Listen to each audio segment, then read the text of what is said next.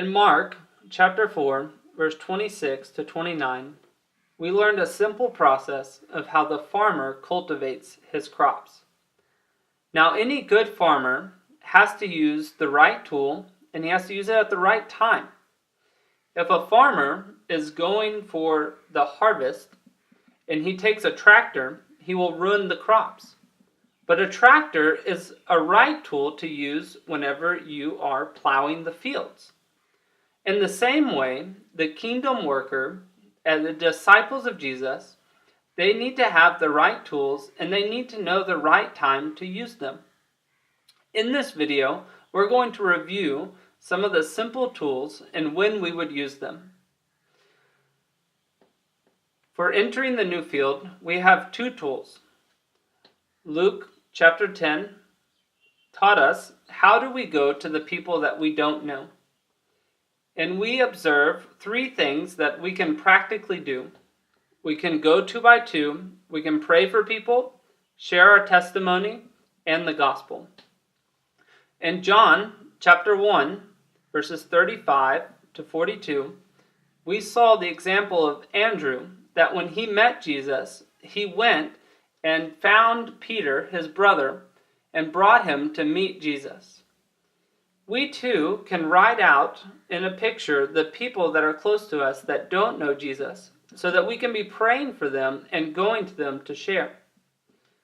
In the gospel field, we can use our testimony. And our testimony has 3 parts. Our life before Jesus, how we met Jesus, our life after Jesus.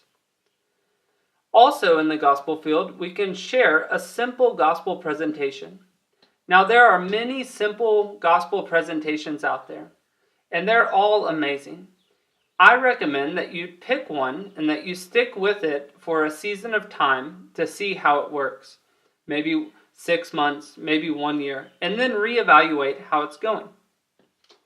For discipleship, we can use the 7 commands of Christ for short-term discipleship, helping our new baby believers grow closer to Jesus. And we can use the 8-step process for how to teach our new disciples to grow closer to Jesus.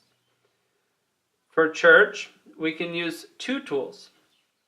The simple church hand, which answers 5 simple questions about the church, and the healthy church hand, which begins to help us develop into healthier, mature churches. For leaders, we can use a simple map to track our leaders. With 1, 3, and 9, we have ourselves, we have our 3 main leaders that we're investing in, and then we know their 3 main leaders that they're investing in. As you think about this, think about all these tools and when is the right time to use them. And think about your own ministry.